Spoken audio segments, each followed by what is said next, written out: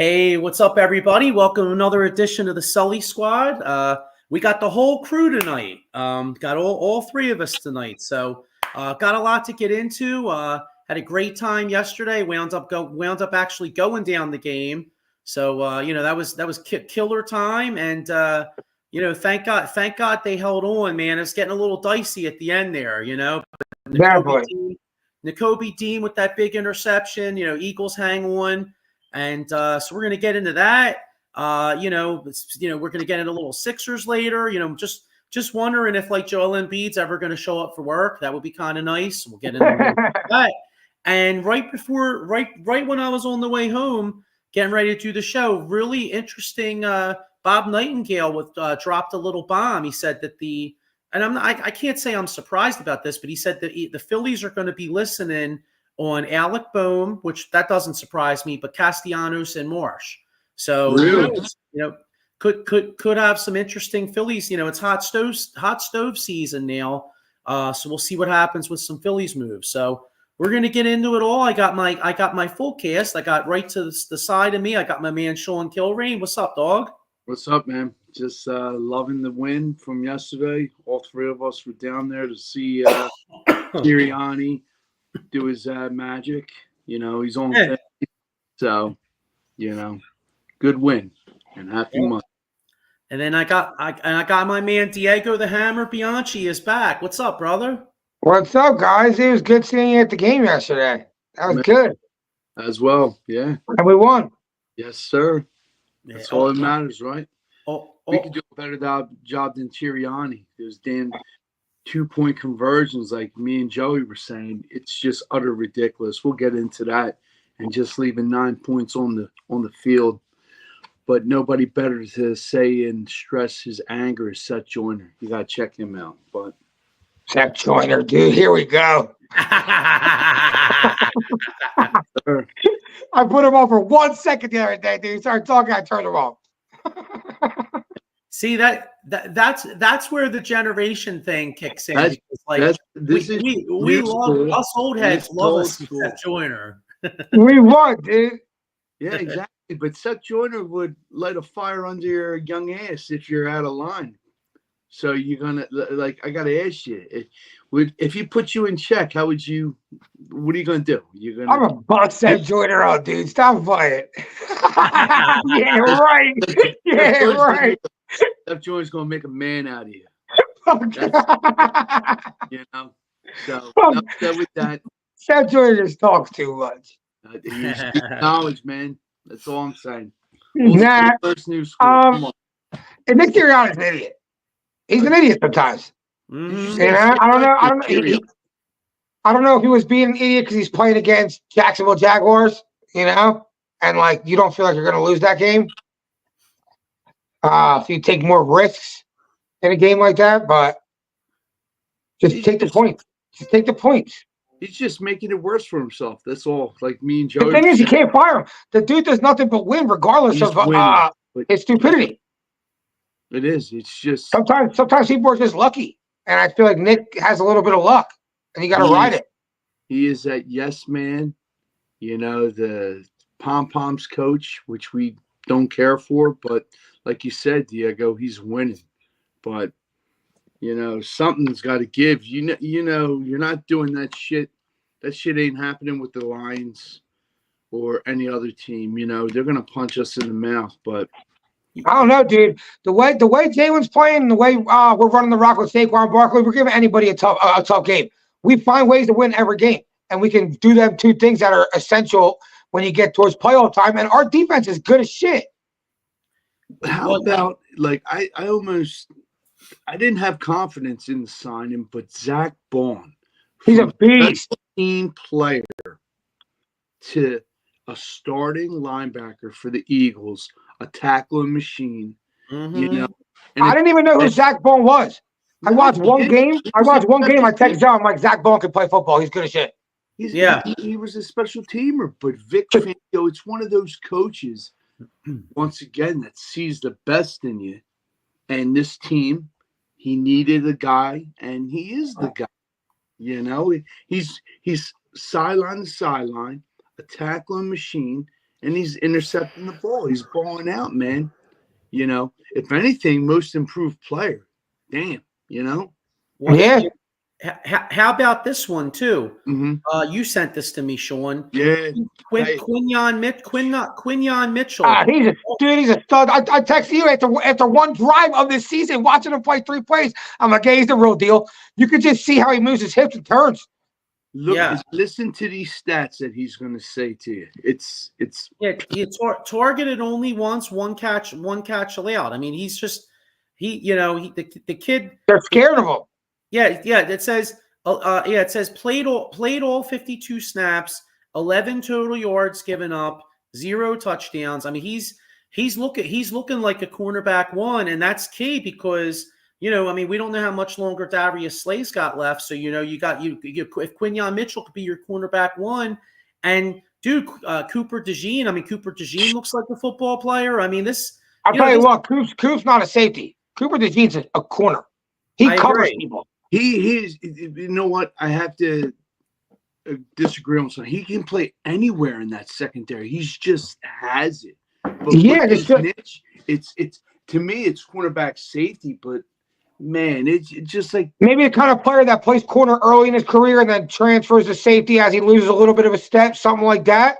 Yeah. But right now, he's a corner, dude. He covers people. He tracks players. I was watching him yesterday. He was doing the same thing he was doing with Jamar Chase last week to their wide receivers go back and forth in motion. He's got a good nose for the football. You got to get Sidney Brown in there, and with that young talent, dude, it's gonna be. Blankett's just solid right now too.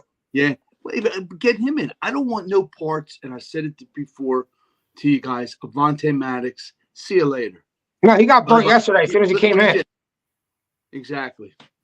Yeah. And there's so many positives to take out of yesterday. I mean, number one, Saquon Barkley. I mean, how about that? How about that run? Oh my gosh, dude. That was unbelievable. It was crazy to see in person. Yeah. That play to see in person was unreal. I was like, oh my God, what the fuck just happened? Like that never happened. It was almost watching like Spider-Man do a backwards hurdle. Like he sensed it, his spidey senses. Eyes in the back of his head. Yeah. I mean, nothing more better than that. And it's Dotson made a great catch too. He did. Yeah. And Devontae Smith made a great catch. You know what? But the players came up big for Jalen yesterday. Yeah. Mm-hmm. The receivers and Saquon in the run game. But Jalen Hurts looks unreal right now. Jalen's looking like 2022 Jalen, and it's funny because like I have on the bottom here escaping with the W, and if you look at these numbers, this game should not have been a 5-point game. I mean, I'm looking. No, we destroyed them. Yeah, Eagles 447 total yards to 215. Rushing yards. The Eagles ran for 237 yards, dude. Wow.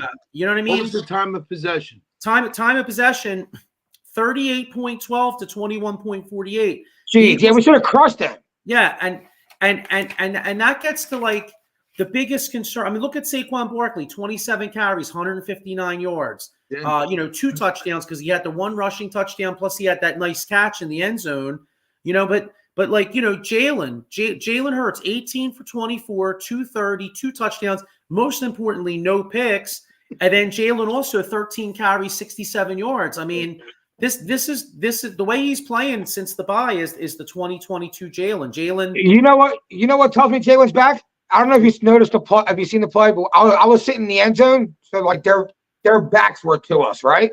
And the linebackers, Devontae Smith runs like an in route. He's coming across the middle. The corner's on him, and the linebacker's coming across, and Jalen throws his pass where it just like hits the window so perfect. Devontae Smith for a 7-yard first down. Yeah, and I was like, that's a Jalen from a couple years ago. He's on time. He's in sync. He's not turning the ball over. He looks. And that was without AJ Brown in the game. And I was like, all right, yeah, he's locked in. Yeah, we gotta hope. I mean, I know AJ got dinged up with his knee, but I think he's gonna be all right. Yeah, the report was he's probably going to be all right. Now, I don't know. Yeah, but I don't know if that means he's going to be all right to play this coming week or if he's going to be like out like a couple games. But obviously, it's not it doesn't look like it's something that's going to like mess with this season too much. You know what I mean? Well, Like Dak Prescott's out. Dak Prescott's out. Yeah, and CeeDee's doubtful.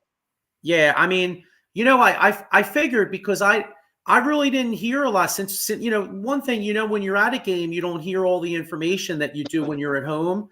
So when I looked at FanDuel like last night, and it had the Eagles as like a 6-point favorite in Dallas, and I was like, and I was looking at it, and I knew something was up because there's no way we'd be 6-point favorites in Dallas, right? Unless, you know what I mean? Unless, I mean, I know Dallas is struggling, but I wouldn't think 6. You know what I mean? So obviously that means Dallas is really banged up.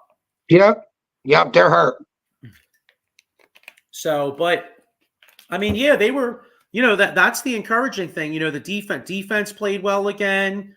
Jalen looking really good. I mean, you know, he looked like some of those throws that looked like Super Bowl Jalen. You know. Yep.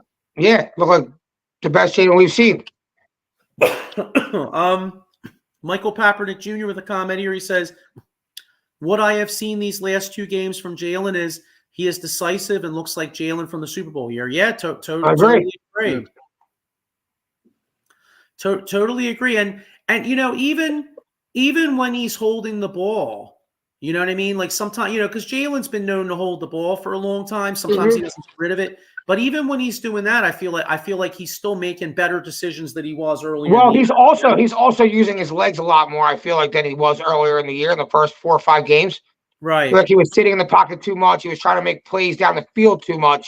I feel like over the last 4 weeks, if you gave he's like running the ball. He's thinking about that. Yeah. So, you know, I mean, but looking forward at, you know, with this team, I mean, you got Birds are 6-2.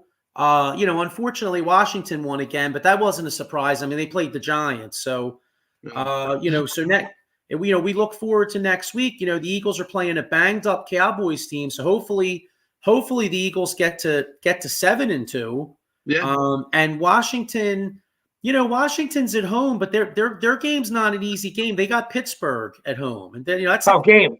That's a game that maybe, you know, I could see the Steelers possibly going there and beating them, and then that sets up, you know, the big Thursday night matchup here at the Link, Washington at Philly. That's going to be a huge game. Yeah, big game.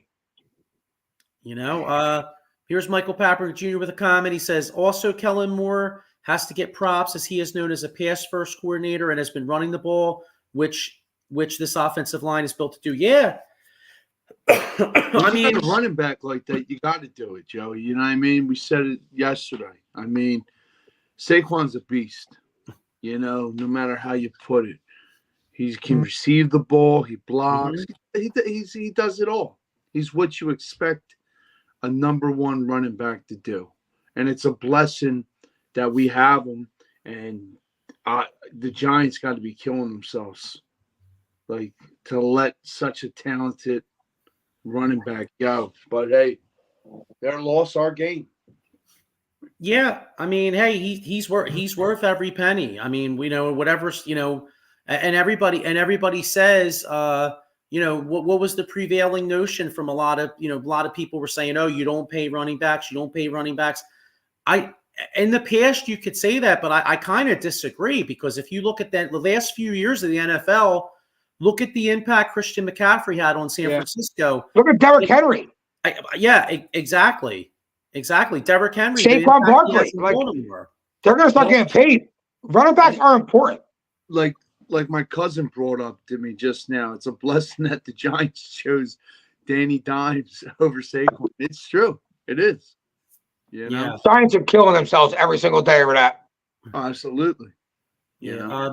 Michael Kaepernick Jr. says he'd like to see more of Will Shipley. Yeah, I agree. You know. Well, we may as the season goes on, because, you know, as great as Saquon's playing and as good as he's looking, you know, they you know, you do got to get to the finish line. And, you know, you look at Saquon yesterday, you know, 27 carries, and then he had 3 catches. So Saquon touched the ball 30 times. Now, he's a stud. We, you know, and we love having that. We love getting the wins. But, you know, they may, as the year goes on, they may start to manage him a little bit more just to keep him fresh for January. Yeah. How many carries did Gainwell get? Let me see. Gainwell had 5. So yeah, so to your point about, or to Mike's point about Kellen Moore, Eagles ran the ball 46 times. Jeez.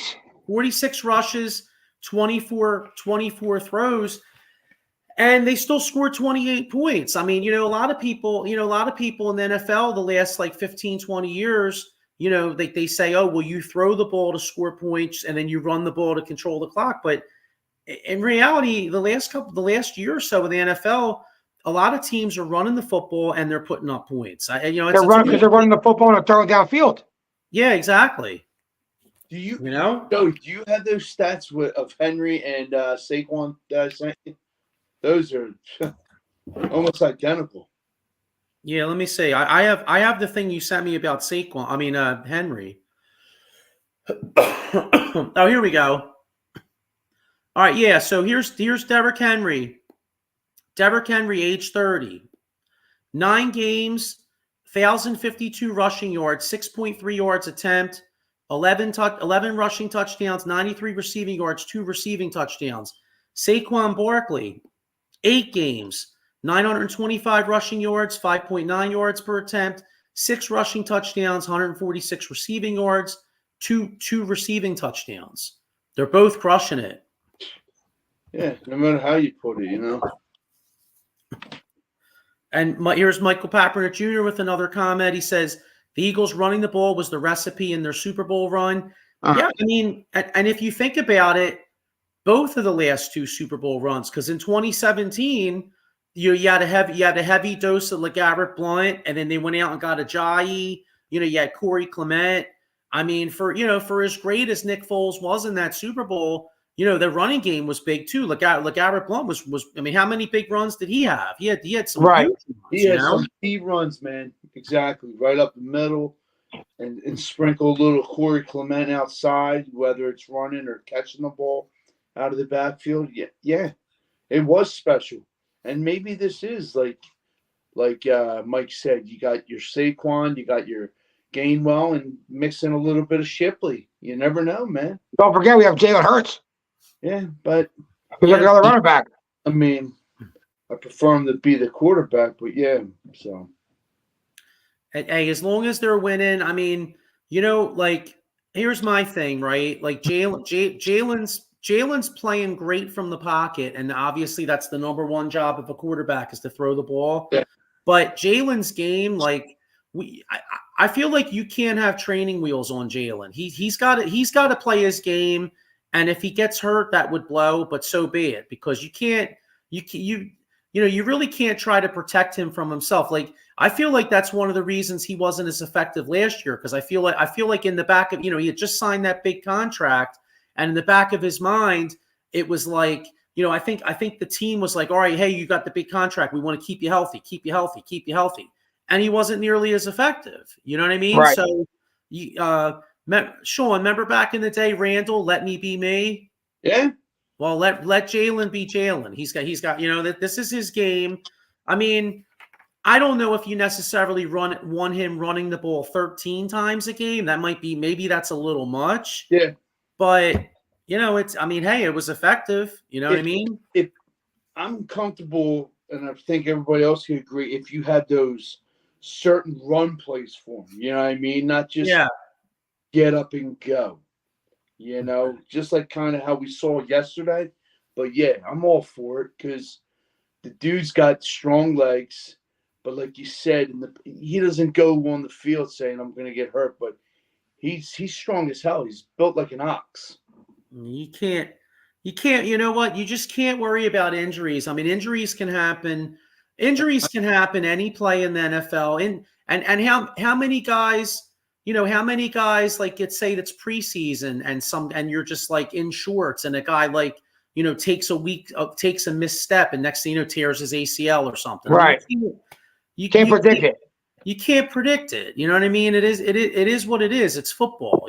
Guys are going to get hurt and it sucks, but there's nothing you could do about it. You just got to go out there and play your game and you know, say a prayer that you don't get hurt, and just try and hope you're right in the winning time, you know? With the trade deadline, like, what do you see us making a move, or are you comfortable staying put of what we have? What do you think can give us that extra boost, or just stay where we're at? Like I said, I mean, maybe at the end. Maybe another pass rusher. I mean, Bryce Huff barely played yesterday. Supposedly had a hand issue, and he's not really doing shit anyway. You know what I mean? Just read an article.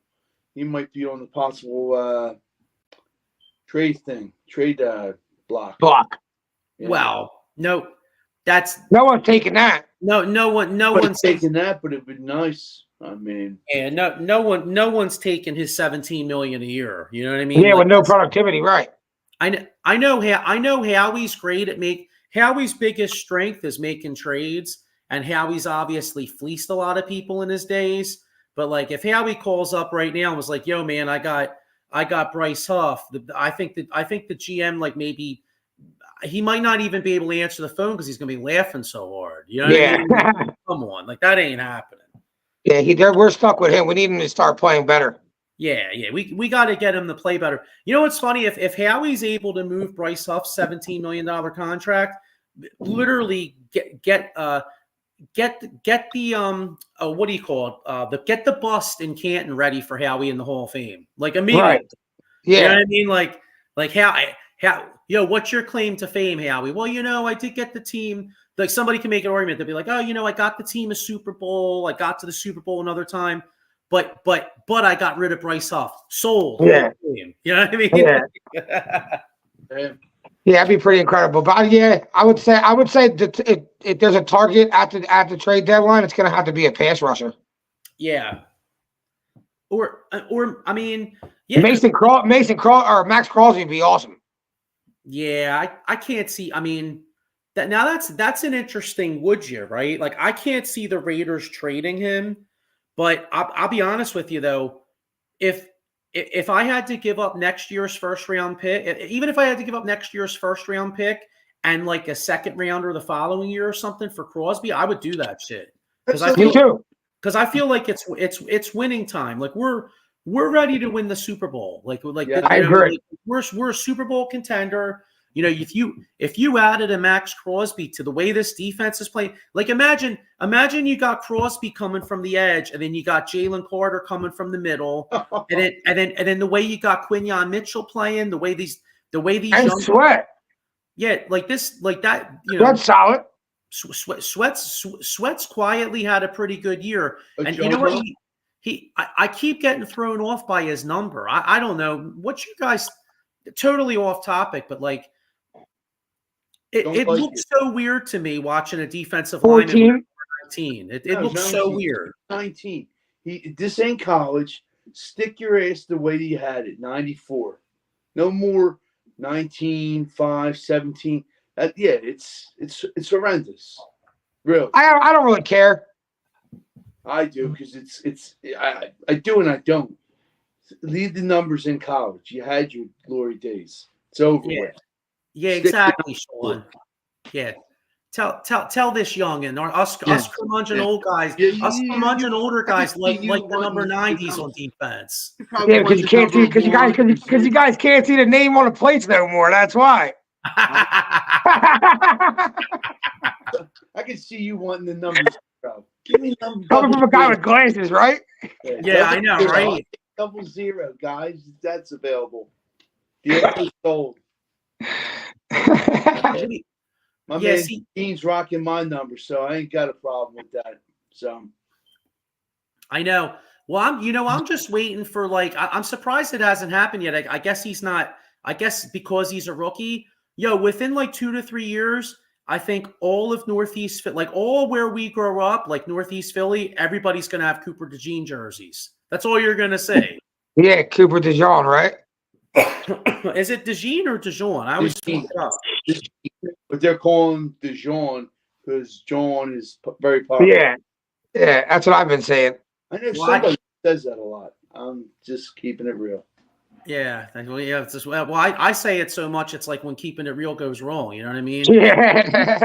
He. You know what? Maybe it's DeJean, but he is DeJohn. You know what I mean? He's Yeah.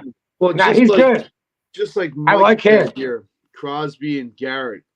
I'll go possibly getting like Myles Garrett and even his teammate Ladarius. Yeah, the guy from the Packers. I'll take him. Yeah, I was gonna say, see, I don't see them. I don't see them trading Myles Garrett. Like I don't see either of those guys getting. If either of those guys get dealt, that's like a blockbuster move. Like that's like they're only moving those dudes if they get like either 2 first-round picks or like a first this year and like a second the five. You know what I'm saying? They're not right. But hear me right. out. You're Detroit. Just lost your stud and Hutchinson. You know, I think they do it and get Garrett because Garrett. It's like you said for us. It's Super Bowl, go big or go home, and this is their moment. If they get him, I think he adds a little bit of more gas to the fire over there, man. Because he's something special. But like you said. But I think Detroit would do something like that because they got the taste of the playoffs in their mouth. Now they want to go to the big show.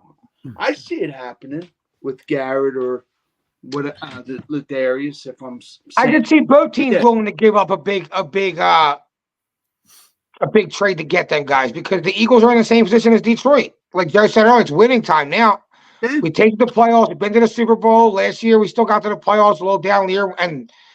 We added Saquon Barkley. I'll tell you what, too. Like looking at the landscape of the NFC. I mean, you see, the West and the South.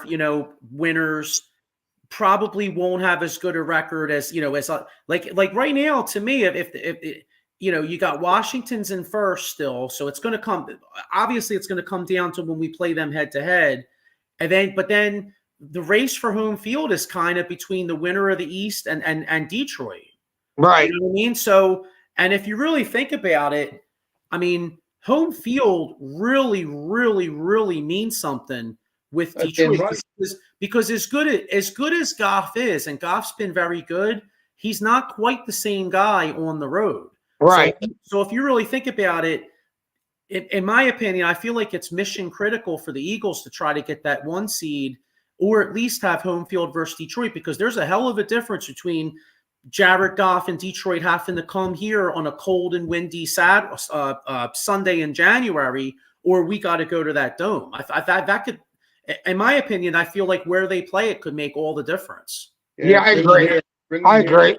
Let them experience that cold bitterness, not that indoor dome shit. Yeah. What do you guys think of this? Mike says the Eagles should also be looking into Adam Thielen as number 3 receiver for the slot. He's injured, Mike. I hear what you're saying, but nah. I would once again Hunter Renfrow. I just think a number 3 receiver is not going to see the ball out here. That's why you don't see Jahan Dotson get that many targets. It's AJ Brown, it's Devontae Smith, or Saquon Barkley. Like that's who we go. That's who Jalen looks for, and I feel like that's who we go to. And I'll tell you, who's becoming a really nice receiver is this Cal Quintero. 5 he's nice. Yesterday, he's nice. He doesn't get a concussion. He's Mr. Concussion, but yeah, he's been good this year though. Yeah, I know. But yeah, I mean he blows at blocking, but as a receiver, like you could see why they like his potential as a receiver because he's a good athlete. Like you could split him out. It seems like they hit him on nice little play action fakes, fakes and stuff. Yeah, I like Cal. If he can stay healthy, I like him.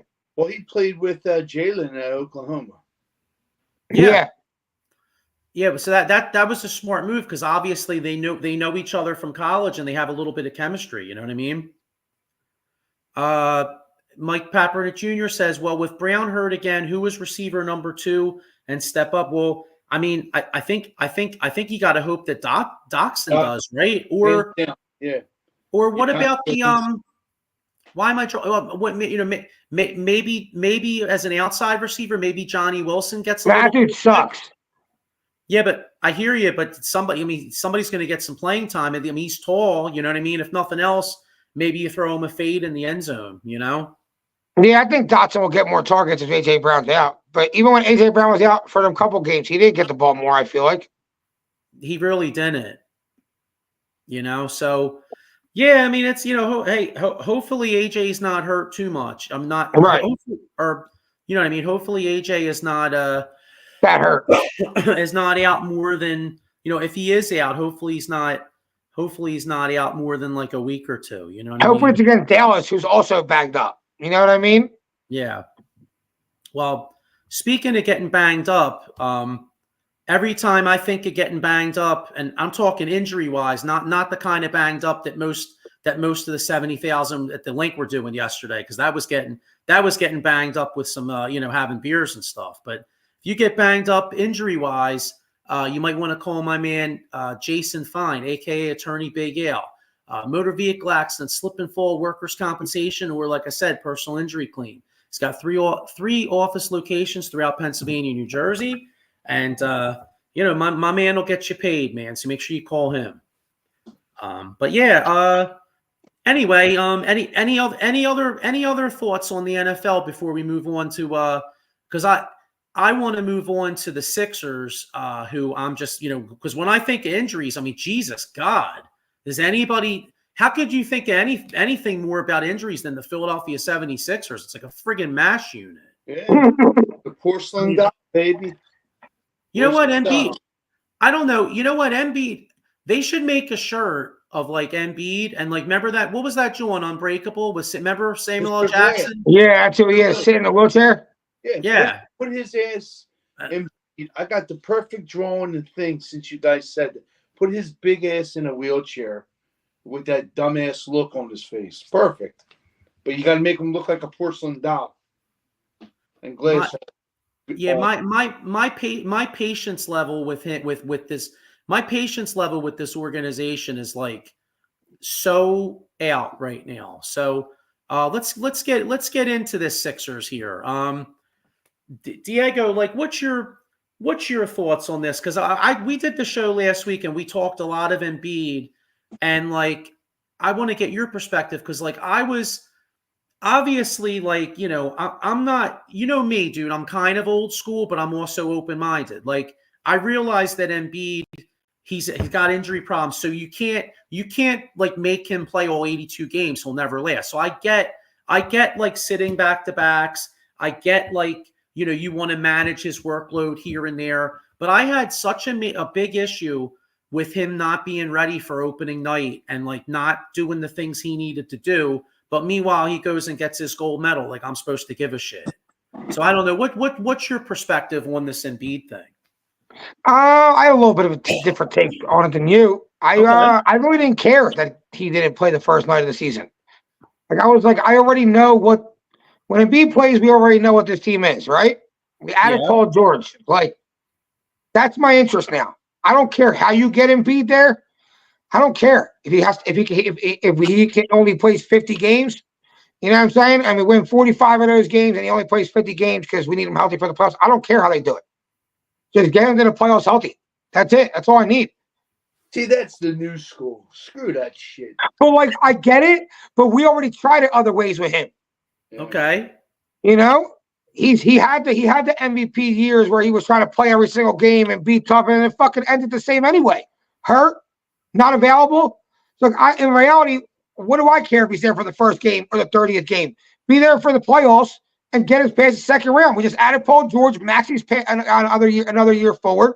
I just need you healthy for that. Yeah, I mean, I get where you're coming from as far as that's case. I just don't like the tone it set. I guess you know what it is. I guess for me, it's kind of like the tone it sets for the season, because like. You go out and you spend all this money and you get the Paul George and you get Drum, you sign all these guys, the whole, a lot of the city, is kind of like, okay, hey, you know what? Daryl Morey cooked this offseason. All right, bet, Caleb Morton, nice move. You know what I'm saying? Keep an Oubre, nice move. And then the season starts and you're like, what the F, man? Like, you know what I'm saying? Like, you know what I mean? Like to me, there's a big difference between like opening night and then like, and really it's, you know what? It's more like for me, I'm more pissed at the organization if you think about it, because like this dude obviously is hurt again and they didn't say shit. Like they basically had all. Is he hurt though? Or they just telling us he's hurt? Well, he better because they want to ramp him up real slowly because he did play in the Olympics. Yeah, somebody said I heard he's hurt. Yeah, but, what hurt? Knee. Yeah, but here's the thing though, right? When the hell? I know it's the regular season, but damn, like when y'all gonna try to win some games? They're 1-4. We just got our ass kicked. We just lost 2 in a row at home. Detroit came here, beat our ass. Memphis comes here, beats our ass. Now they have like a 3 or 4 game road trip. You're at Phoenix, at the Clippers. Like I don't know. I forget who else they play. Maybe at the Lakers, whatever. But the bottom line is, like, dude, you could be looking at like 2-6 or 1-7. Like, yeah. And you know, like, when is this shit going to matter? You know what I'm saying? Like, come on, dude. You got to, I mean, yo, like I said, that's my issue, because it's like, well, and what's going to happen with what he did to this reporter? You're going to get suspended for that too? With the market, I hope not. I see it coming because he shoved him. I was reading something that he's going to get suspended for 4 games. He talked about his son and his. That just plays right into the Sixers' plan. What's that? To keep him out more games. Yeah, I see. This is that's what I'm saying. I'm trying not to get too pissed off, because that's why I'm getting pissed off, because it's like, damn, dude, you make $60 million a year. Call me old fashioned, but like, I don't know. I expect you to like work once in a while. You know? Yeah, I hear that. Like, I hear that. And I get upset because like I get upset because like, you know, like this one, like some, like, you know, there was a guy that was like, oh, you know, big deal. You know, if he got hurt, you'd be pissed. And I'm like, yeah, but like why am I supposed to give a shit if Joel Embiid's healthy? Like, the dude makes, I mean, I do care because I want to win the playoffs, but I'm saying, why do I care, dude? Like, I'm a Sixers fan. I want to see him out there dominating people. I don't give a shit if he's on. Well, oh, thank God Joel Embiid's not in pain. Oh no, like, I don't care. Get your ass out there and play some friggin' basketball. Mm-hmm. I agree. You know, let's see. Michael Papper Jr. in a comment, he says Joel needs to keep his mouth shut. If he wasn't going to play back-to-backs, should have been kept in-house between Morey, Nurse, and Embiid. Yeah, I think so. It sets a tone. You know what I mean? Like you look at winning teams. Like I think Doc Rivers is trash, right? He's like the shittiest coach, but he did win a championship in 2008 with the Celtics, and there was like a really good. I forget what it was. It was like a documentary or something, and it showed that team where they had those 3 stars came together, and they set a tone in training camp. Like, the 3 guys got together. Doc Rivers was there, and they had a really good training camp, and they had all kind, you know, they worked on all kinds of stuff, and it set the tone for the whole season. You know, and then they went out there, beat people's ass all year, had the number 1 seed, and in turn they win the championship. Now, this Sixers team, who knows when this dude's going to play? You know what I mean? And what are we going to do? You know, they're if you get off to such a terrible start, you know, and Cleveland's gotten off to a good start. We weren't even thinking of them. So think about it. You got Boston, New York, Cleveland, Milwaukee, right? Indiana. Mm-hmm. Dude, the Sixers don't start winning some games. Sixers are looking at like what, a 6 or 7 seed? Yeah, and true. If you're a 6 or 7 seed, okay, yeah, Joel Embiid healthy, yeah, that's great. But that means I got to play like a real legit team in the first round, and I don't even have home court advantage. That makes it so it's tough to win a championship that way. Diego, you know, man, you look at the NBA, most championship teams start off with a high seed. You get that layup in the first round. You know, you get some rest. Second round, maybe you have a little bit of a harder time, and then you get your momentum and you make the championship run. It's hard as shit to win a title when the very first friggin' round you got to go on the road and play a tough-ass team. Right. And that's what they're setting up for. I don't know. It just pisses me off. Like, I have a hard time even watching this. Like, It's like you want to watch Maxey, and that kid. Nah, they're hard to watch right now. Yeah, I mean, it's like you don't know what they're going to bring out on the court. Right. It's that kind of a product. It's just irritating, frustrating. Just like you said, you want Joel to play, but who the hell knows when he's going to get on the court? You know, a plus is we got Paul George coming back tonight. Let's see what he could do. You know. Yeah, but and that's cool. But the whole excitement of this season was to watch these three dudes play together. It's kind of like it's kind of like Phoenix last year. Like, remember, Phoenix gets KD, has Devin Booker, and they get Beal. Barely play. There's always somebody hurt. They got their ass kicked in the first round. And Edwards straight took it to him. Oh, he made him his daddy and his bitch. Hell yeah, dude. You know what I mean? So I don't know. We'll see. Hang on, I got a comment. Here's our man Chris Rapizzi getting back to the Eagles things. Yeah, we touched on this earlier. Chris Rapizzi says Barkley's jump was nuts. That was crazy. Absolutely crazy. You keep watching TikTok and all that other stuff. I watch it like 50 times. Yeah, it's amazing. Just his vision and the way he runs. But yeah, couldn't agree more. You know what? Here, before we move on from the Sixers, let's get a little. Let me just look at their upcoming schedule. Yeah. All right, here we go. Next 3 games at the Suns tonight. What do you guys? I mean, Loss. Okay. At the Clippers, that could be win. Okay, and then at the Lakers, November 8th. Loss. 1-2. Yeah. Okay. So that puts the Sixers are what, 1-4 now? That puts the Sixers at 2-6. 2-6. I mean, and again, I know it's early. I know it's early, but like it's time to start winning some. All right, now I'll go a little further because who knows when the hell this guy's going to play? You know what I mean? We don't know. So then you come home this Sunday. You host the Hornets. You win. We hope, though. I mean, we'll say win. All right, we'll say win. Okay, so that puts you 3-6. Host the Knicks. Going to get your ass kicked with no, right? 3-7. Host the Cavs. Cavs are playing great basketball. Loss. All right, that's 3-8. And then you're at Orlando, at Miami, and at Memphis. You can lose all 3 of them games too. All right, dude. They could be 3-11. First 15 games of the year.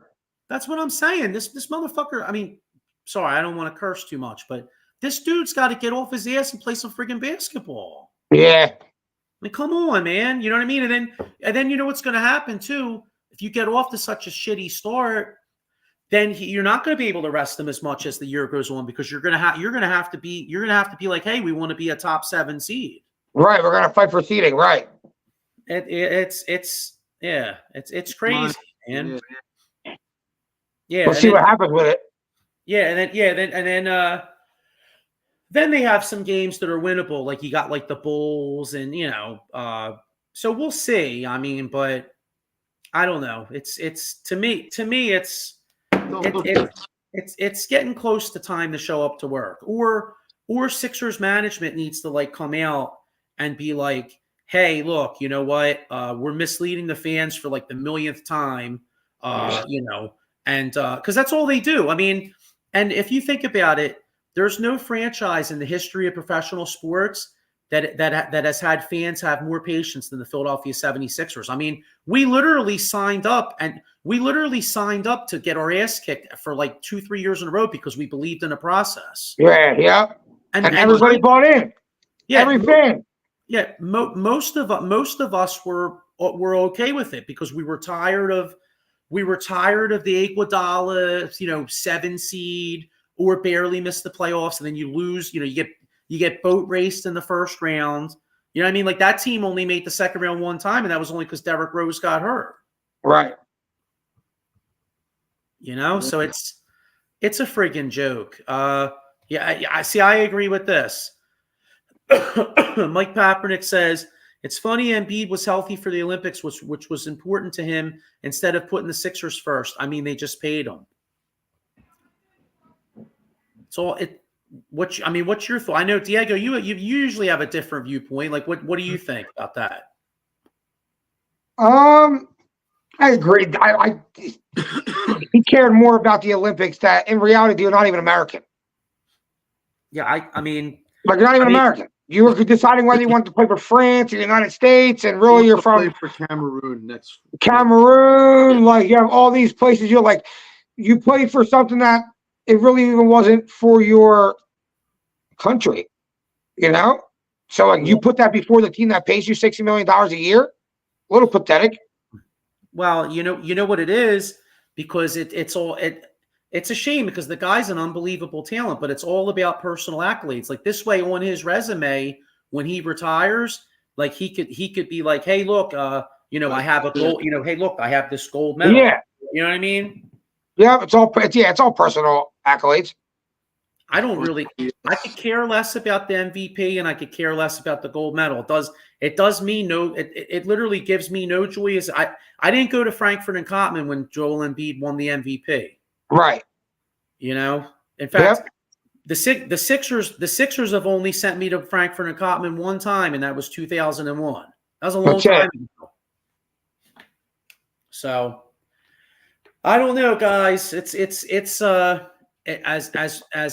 it what's the saying? It was either, I think Yogi Berra may have said it, or Richie Ashburn, or one of the old timers, where he said it's getting late early. Well, it's getting late early for the Sixers if they don't start winning a couple of these games. Yeah, definitely. So pretty much. But anyway, all right. Well, you know what? That's all the talk of the Sixers that we really deserve, because they're kind of dead to me right now.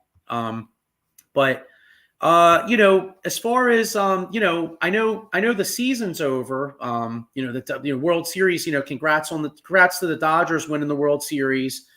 I lost a jersey bet with Johnny, so I have a Kirk Gibson 1988 Dodgers jersey sitting right here. I just bought for him. So nice.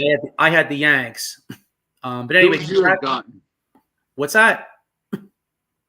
What jersey have you gotten? What? Well, to be honest with you, dude, as you know, Sean, I really don't need any more jerseys. So what I would have done is I would have had him get Joey. I would have had him get Joey a jersey. So I probably would have got Joey one. Okay. Gotcha. You know what I mean? So because I certainly don't need any more jerseys. That's for sure. Right. But anyway, now we're in hot stove season, and with the Phillies getting bounced in the first, unceremoniously bounced in the first round by the Mets. This could be a very interesting offseason from the Phillies. There could be some guys on the move.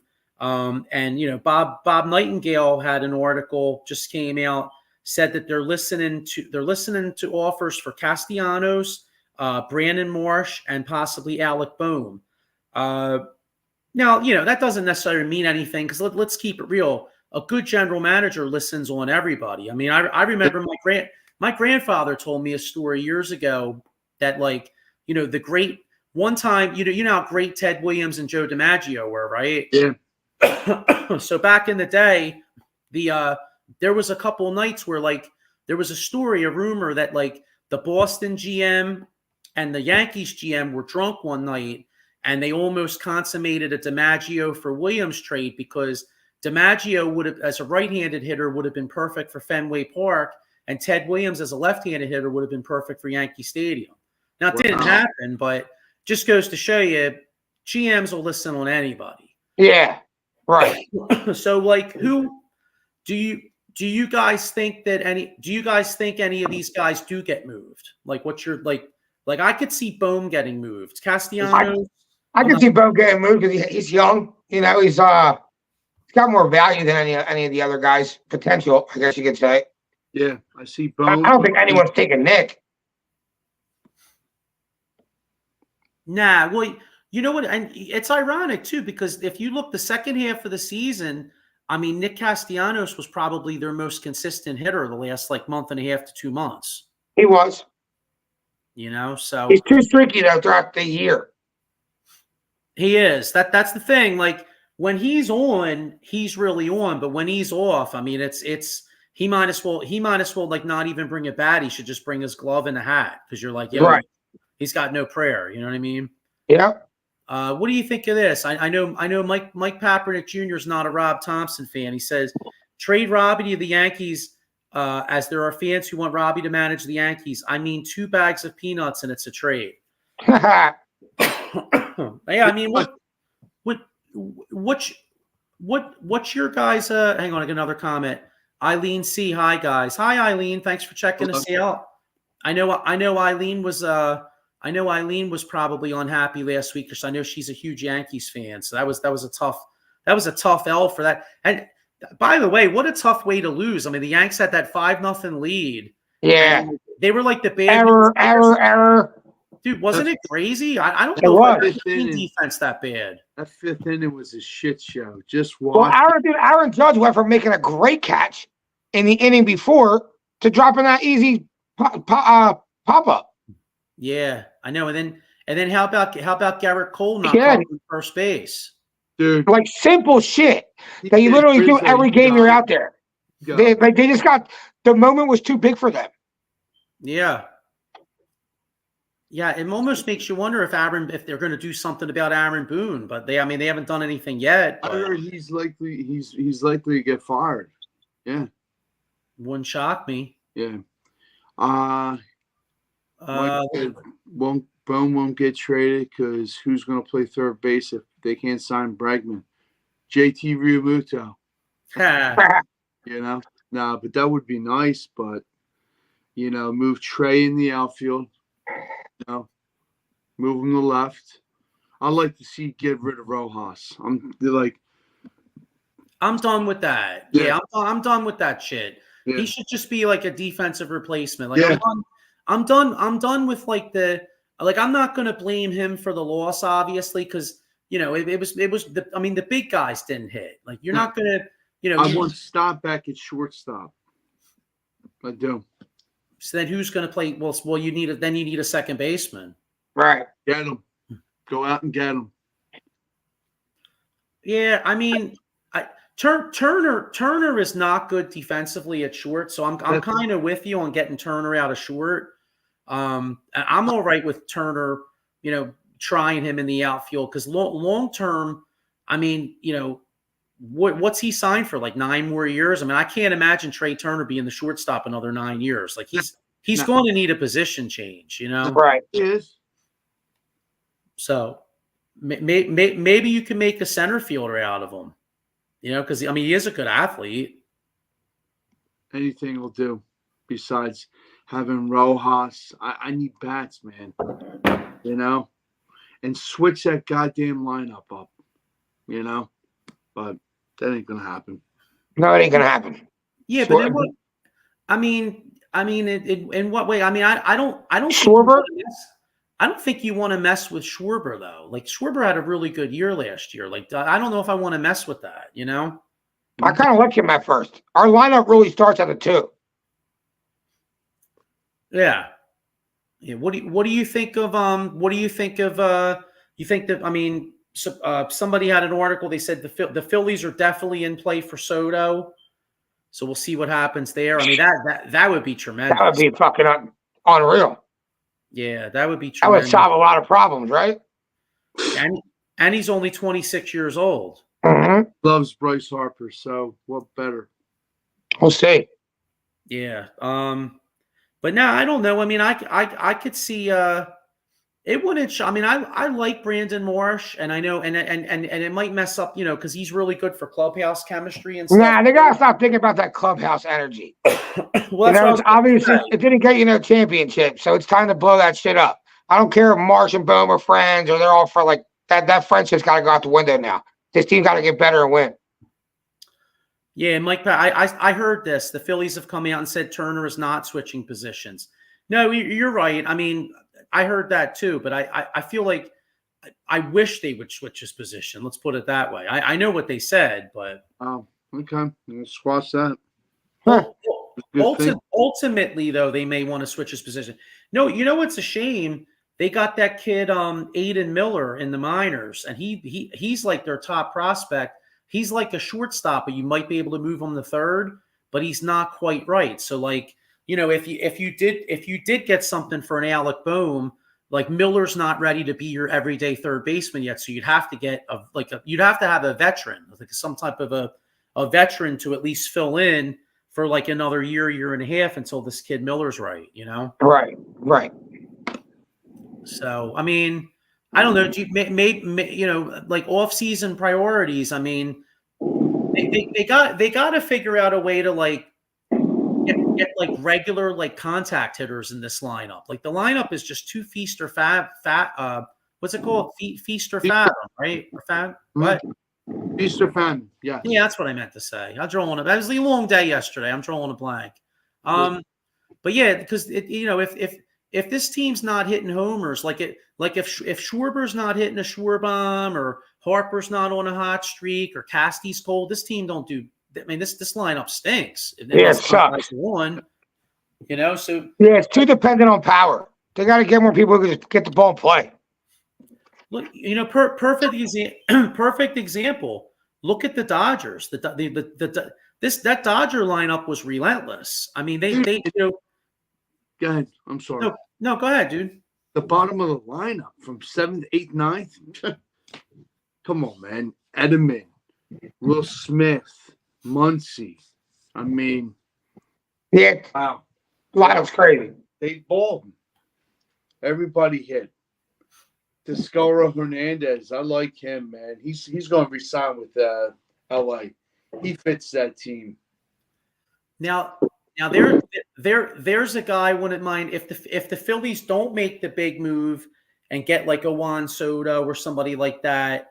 There's a guy I think he'd be perfect for the Phillies lineup. Plus he's really at the top too. Absolutely. You know, the only thing about him though is I think he's like 32. So if you got to sign him to like a, you know, maybe you could get him on like a 3-year deal, like high money, you know, because you gotta watch signing these guys that are like early to mid 30s to like long, like 4 or 5 year deals, because then you're, you know, this isn't the steroid era where guys are playing until, you know, productive into like their late 30s, you know, like where, you know, Barry Bonds is hitting homers at like 40 years old. You know what I mean? Like it's not right. You're not having that anymore. Like these guys are starting to slow down a little bit. I'll tell you what's a priority for the Phillies too is that you gotta get JT off his feet a little more. Like JT needs to maybe catch maybe like 100 to 110, 115 as opposed to like 121. You know what I mean? Like they got to keep him fresh for the playoffs because he was like done. The playoffs, right? You know, the 5 guy out of here, Stubbs. Get 3 more shots. He's got to go. He's an athlete. Put him at third base. Like seriously, and he did it when one time with Schwarber. He played first base. You know, shit, do it. Yeah, what do you think? Mike Papernick Jr. says I would put Stott number 9 in this lineup. I know Stott is not a 5 or 6 in this lineup, so put him number 9. Well, that's a question if Rojas is here or not. Because if Rojas is here, then he's got to be 9. Yeah. But here, you know, here's hoping. You know, I thought that Stott was going to take a step up this year, like based off the year last year. He was a little disappointing, but you know, I really like Stott's approach at the plate. Like I feel like he's got an idea how to hit, and he may have a bounce back year next year. You know, right. But well, we'll see. I mean, hey, the hot stove is just starting, so we'll have we have a lot of time. Pot's boiling. Yeah, it's going to be interesting. He says Stott at number 9 sets up for the top of the lineup. Yeah, I mean, I get your point, but I just you know, I would rather have Stott have an extra at bat or possibility of an extra at bat than like Rojas. But I have a feeling. I got a feeling this team needs at least 2 new outfielders in my opinion. Like this outfield sucks. Their outfield's not good enough. Their outfield blows. Let's just be real. Their outfield blows. Like Marsh at times, you know, Marsh can be a good platoon player and Marshall get hot sometimes, Yes. but he's not an everyday player. They don't really have an everyday left fielder or whatever. They don't have, and Castellanos, when he's on, and when he's not, he blows. So the outfield needs a lot of help, and so that you got to get at least one or at least two, I think. Right. So Dave Dombrowski's got his work out for him this year, man, because this team. I hope to God that they didn't miss their window, But I'm a little concerned that we're going to look back at that being up 2-1 on the Astros and then being up 3-2 on Arizona and be like, damn, we should have won one of those 2 years. Yeah, we had the opportunity. Because our guys are only getting older, So that's the thing. Well, they played small ball and we didn't. So, well, that's true. And this team doesn't play small ball. Yeah, let's try to bash the ball out of the stadium. Nah, man. Arizona did it to you plain and simple 2 years ago. They showed you. Yeah. So, but anyway, yeah. You know what, dude? Let's get ready to wrap this up. Real quick, Monday Night Football predictions. We got the Tampa Bay Buccaneers extremely banged up. Baker Mayfield's basically out there throwing the I can't say Wawa receivers. I don't know. Do they have Wawas? And did Wawa make its way down to Tampa? I know they were in what's his face? They're in Florida. All right, there you go. Well, then we could say Baker Mayfield's got some Wawa receivers. With Godwin out and Mike Evans out. Tampa Bay have any prayer keeping the game close, or is this a game where Kansas City's going to flex a little bit? I think KC mops them. Okay. Yeah. All right. So you think they cover? I think the line. I think the last I saw, the line was 8.5, 9, something like that. You think? Because what's funny? KC's winning every week, but I can't remember the last time they covered a big number. It feels like maybe this could be the week. How backed up Tampa Bay is. You think so? Yeah. All right. What about you, Sean? What do you think? KC covers tonight? Yeah. All right. How about any fantasy? You guys got anybody playing in fantasy or anything? No, I got no one tonight. Thank you, James Cook and Jordan Love. No, I lost. So no. All right. Well then, let's see. Hey, by the time we'll be back on next week, hopefully talking about an Eagles win at Dallas. Yep. Hang on, let me see what somebody's got a prediction. Here we go. One more Phillies thing, and then we'll roll. Mike Papernick says Hayes needs to go. Either Marsh or Rojas, possibly Castellanos. Let Crawford roam center field. Yeah, you know what? Yeah, do that. Crawford's close. I think, and me and Mike agreed. Yeah, definitely. The kid has all the tools, the pedigree of his dad. Do it. Yeah, Crawford's close. I mean, I think he's already in Double-A. So you figure if he looks good in spring training and then he plays good for about a month or two in Reading, he could be up. He may not be far from coming up. So are we going to kind of keep these kids in minor ball just rot? No, man. Bring him up. You can't do like they did Jesse Biddle. The time's now. Let him play. Showcase him. See if he's the real deal, which obviously to me he is. He hits, steals. He's better than Rojas. So yeah, I'm all for it. Bring him up. Yeah. All right. Cool. All right, guys. We'll go Birds. Baby. Sixers. I don't know. Maybe y'all could win a game. That'd be kind of nice. Yeah, that'd be nice. And you know what? In Flyers, we'll get a little Flyers. I keep needing to talk some Flyers, but it's so early with hockey, man. They're bad too. They suck. Yeah, well, so hopefully they start playing better, and we'll do a little Flyers. But all right. Well, listen, we'll all right, guys. Go Birds. We'll see you all next week. Baby. Peace. Have a good night.